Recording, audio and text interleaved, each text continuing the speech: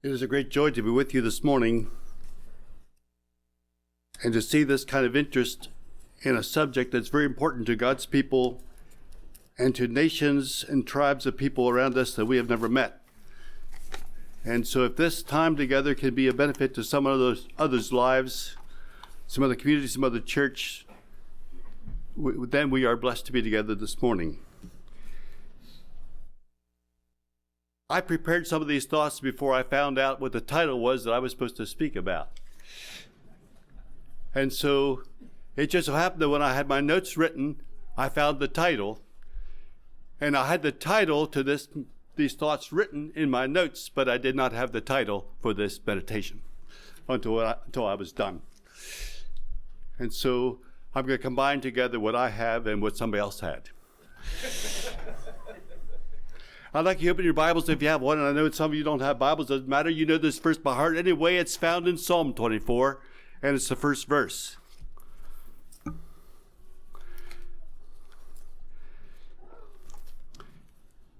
This verse is important to this subject. It's important to the conference this morning. It's an appropriate verse to use to begin this conference. This phrase is found in the Bible several times. It says here, "The earth is the Lord's, and the fullness thereof, the world and they that dwell therein." I think these words were first spoken to a very strange character in the Bible, first spoken to Pharaoh by Moses after the seventh plague.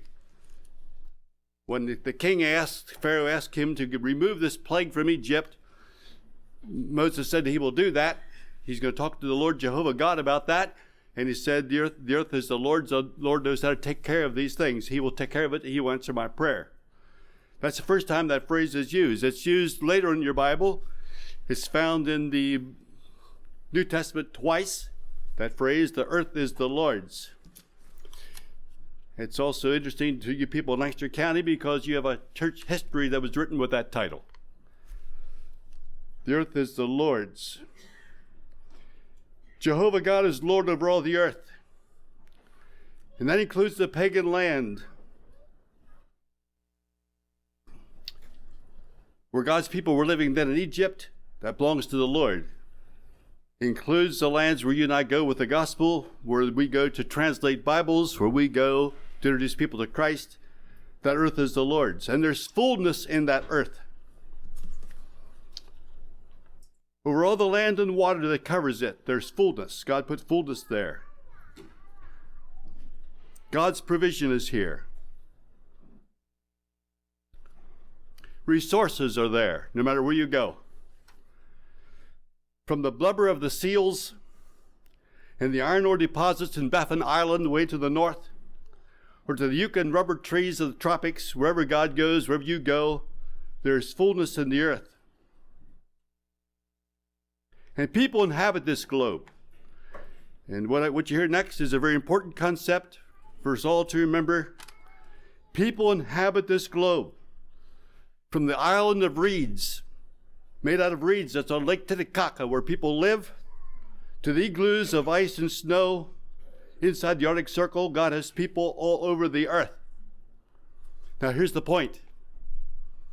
Where they live, I know you don't believe this. Some of you don't. But I want you to believe it. Where they live, we can live. Where they provide for their families, and as they provide for their families, we can provide for our families. The earth is the Lord's and the fullness thereof. It's a missionary verse. It's a promise in that verse.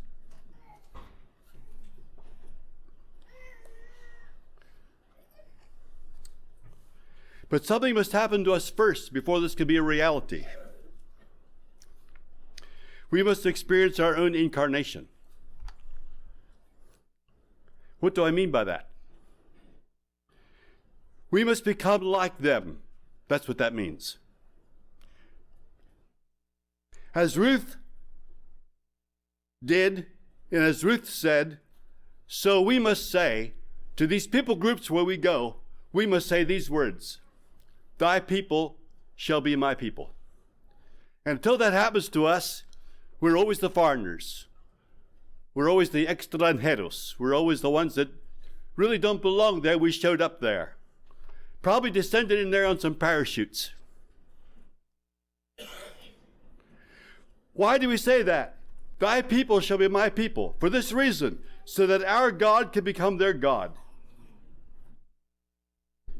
I must be willing to become a Quechua or a Cachiquel or an Ojibwe if I'm going to reach them with the gospel.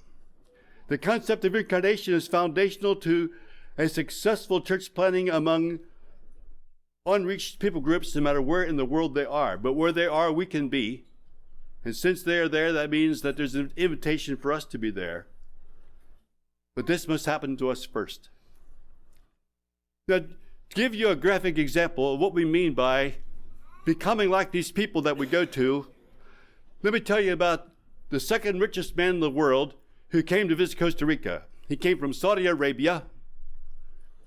He landed in the largest jet that he had available to him in Liberia Airport on our west coast where the beaches are. And as soon as that plane landed, 24 black Toyota Bravos followed that airplane to a stop. People unloaded from that airplane, got into these cars, into these limousines, and were driven off to some lofty place. There was no incarnation there. He did not become at all like the people that he was coming to visit. And that's an exaggeration of what many native people see when churches send their workers into areas. They see that kind of thing. We'll look at that this evening in a panel discussion. But the earth is the Lord's. And I don't have a clock here, and I don't see one. And they told me it's half an hour. I will let you know.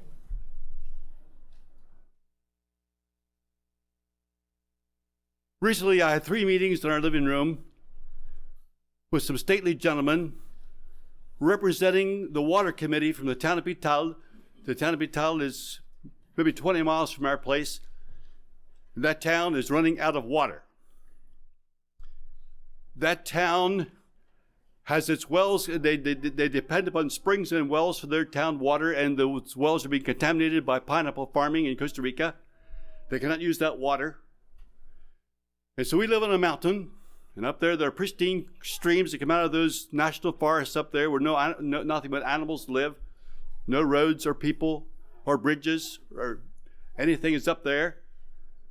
Just national forest, and we live right up against that forest. And so they thought they're going to try to buy some land up there and capture some water out of this abundance of rain that comes upon those mountains there, 220 inches a year, and pipe water down to their town. But I won't go into it. Their plans were complicated. They could not do it. So they came to me and asked, could we get water out of the river that comes through your farm off of this mountain range? They told me that every attempt they made so far has been denied them. The landowners would not let them do it. And I told them that we have beautiful water where we are here. And this water is not mine. And this water is not for me. I told them that the earth is the Lord's. I told them that if I'm not willing to sacrifice some of our water so that somebody else can have it that doesn't have any, then there's something wrong with me. Then these men looked at me and they said, where did you get that idea? How did you become like that? Who taught you to do that? And then I quoted them this verse from Ecclesiastes chapter 5. The profit of the earth is for all. And so we all share this together. These resources God gives to us, they belong to Him. And all we do is find a useful way to look for the common good of our people. And so we gave them permission to tap water from that beautiful river. And any of you could go up there and get your hands and knees down on those rocks and drink water right out of there. You don't worry about COVID. There's none there.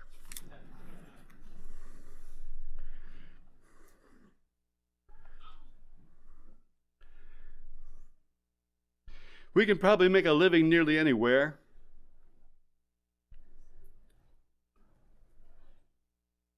We can find and wisely use what God has put wherever we go.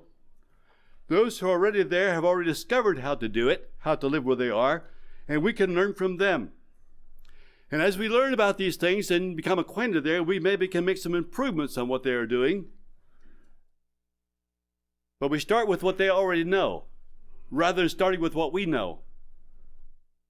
So I would include with you here shortly 2 incidents. When we moved to Costa Rica, we did not know how to garden in a tropical area. We were from Lancaster County, Pennsylvania, later on from the hills of Tennessee. And we had raised vegetables here and sold them at market. Thought we would do that down there, but nothing that I tried to do worked. So there was a neighbor man lived some distance away, and he learned about our predicament. I said, would you be willing to come to our place and show us how to make a garden? Would you make a garden for us? That man was so excited. Before I was out of bed the next morning, I heard scraping going on. He was out there with his tools, machetes, and cleaning off, and he had brought some pineapple plants. He brought some things to plant there. He worked there for a week or so, and soon there was a beautiful garden growing in our place that this man put there. But the garden had little to do with it. But the contact that we had with that man, his family, and his community, that's what happened. We can teach Dale. He is not better than we are.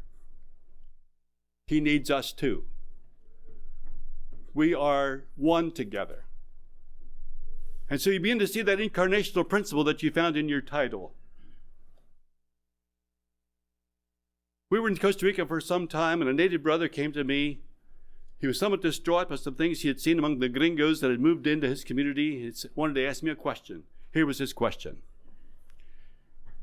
He said, Brother Dale, you people moved in among us, and your ladies took jars of glass, and they put mungos in those jars. And they did something to those jars. We don't know what they did. But when they were done, they could take those jars and put them on shelves. And then weeks later, they could come months later, take those jars off, open the top, and have mungo sauce for dinner. And none of our ladies know how to do that. But you knew how to do that. But we don't know how to do that. And you know how to take a cornstalk and chop it up real fine and put it into a bag or put it into a bucket or put it into a barrel or put it under some plastic. And then months later, you can dig that out of there and put that before your cows, and they eat that and do well and make a lot of milk. And none of us know how to do that, but you taught us to do that. You know how to do that. We don't know how. And then he said to me, or asked me, isn't there anything that you can learn from us? I'd like you to think about that question. You see, until we get that mentality, until we change that attitude, until we come to our people without that kind of condescension, the difference will always remain. And we are foreigners in that land. Brothers and sisters, Costa Rica is not a foreign place. The Mayangna Indian tribe is not a foreign nation. When you and I are there, we are the foreigners. We must become like them. I'm trying to explain that to you. That's what I want you to get from it. I will just share with you briefly about our attempts at dairy farming in Costa Rica. We were dairy farmers here. We had a Jersey dairy herd in Tennessee. Our farm was featured in the Jersey Journal, if you ever heard of that. So we went down to Costa Rica, thought we knew how to farm. We were dairy farmers. We thought we knew what we were doing. We probably took the first manure spreader to the country of Costa Rica that was ever there. Probably the first forage chopper. We built a self-unloading wagon there, my boys and I did, to unload this silage there on the farm. My boys are kind of ingenious, and so they made a pressurized manure tank driven by a vacuum pump connected to a PTO shaft, and they could pump out of a lagoon and then go out the field and spread that out the back of that machine. We did these things, and things didn't go very well. Machinery was too expensive. Raising that silage was too expensive. There was no profit, and after quite a few years of doing this, everything was just breaking even. Something must change. And then we had to move from the lowlands where we were up to the mountain where we are now. Let me tell you what happened at that point. Our 14-year-old daughter who is now 31 years old, bought a horse. We found a used one-axle cart that we fastened that horse with a harness. So with that equipment, our farm equipment, where we live now, the farm where we are at the present time, consisted of that equipment, a horse and a cart, a pack saddle to put on that horse, a wheelbarrow. And one thing more, a machete. We decided to see how our neighbors took care of their cows. We'll do it the same way. We cut the grass with the machete, rolled it into rolls of grass, tied it with a rope, put it on our backs, carried it into the stable. The horse and the cart carried the natural fertilizer back out to the fields.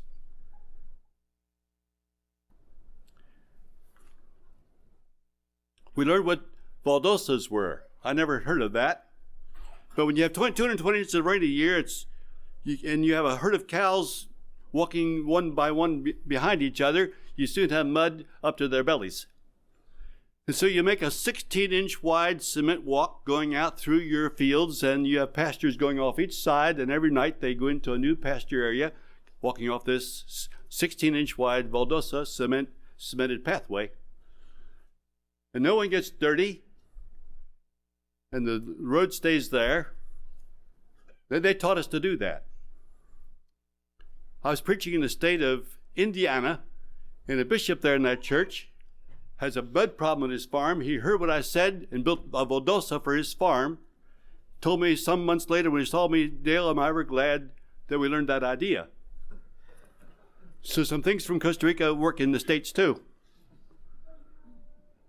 And then we learned that when the cows come off those paddocks, you just go out there with a bucket and take your fingers and spread fertilizer like that over that area, and that'll be ready to go in a couple of weeks for the cows again. These are things we had to learn. We learned it from them. Then we built a building where with the top open, the roof was aligned so that there was an opening here, and the heat from the cows go out and the fresh air comes in from the bottom. It's always cool in there. The cows like to lie down in there so much that you don't need to tie any animal in there. They stay in there by themselves. They're glad to be there. So then some of our neighbors learned that here's something maybe they can benefit from. So our neighbors began building buildings like this. So now this becomes mutual, and we learn from each other. And you know, when I can learn from you, I put myself in a position that allows you to learn from me. And before I leave this thought, may I tell you that this is exactly how our Lord Jesus lived. He was not afraid to borrow somebody else's donkey and ride in Jerusalem on that donkey. He did not come in with a large jet and 24 Toyota Bravos. Weeping, he came into the city, meek and lowly. He borrowed somebody's lunch and fed a lot of people with it. He borrowed someone's boat and preached from it. He borrowed somebody's glass of water and enabled himself to teach her what the true water really is. These things we learn from Jesus in his incarnation principle. He was not an incarnational farmer, but he was very incarnational. And we should learn from him. So these cows are in this building, and they're clean in the morning because they come out of those fresh paddocks. They're clean in the evening because where they're lying throughout the day is a nice area for them to be. Later we got modern and we built a manure pit, and we put a sup pump in there, and that pump says 3-inch pipe goes out through some hydrants there under the grass, and then we hook a 2-inch flexible hose that's about 200 meters long to these hydrants, and as the pump is running in down the bottom, we spread that around in the fields. And when the thing gets empty, the pump shuts off. So we got real modern and we did that. But the economic benefit is not the only advantage.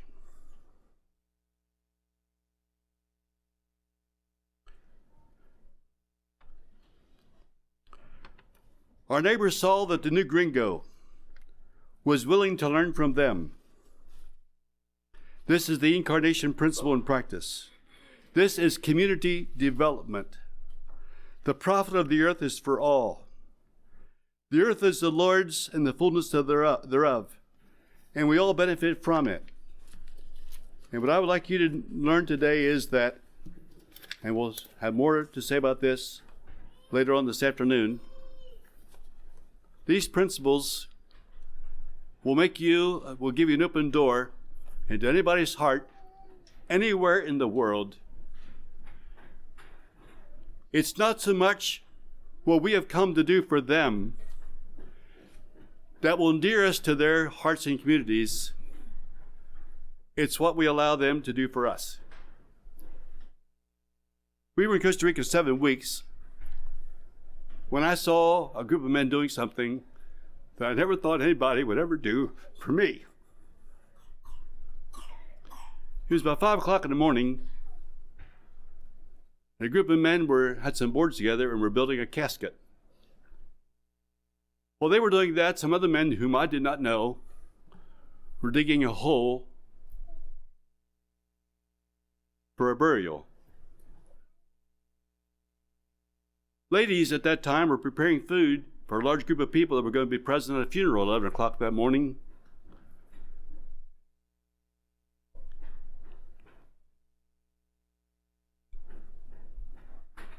You see, when others are allowed to do it for me, it binds our hearts together in such a way that it's ever difficult to break those bonds. And so as I stand here today talking to you about these few points, my wife and I are planning to leave Costa Rica and come back to the States in the month of April. That's not very far away. This is one of the hardest things I've ever been asked in my life to do. People in Costa Rica are crying about this. They cannot stand to see us go.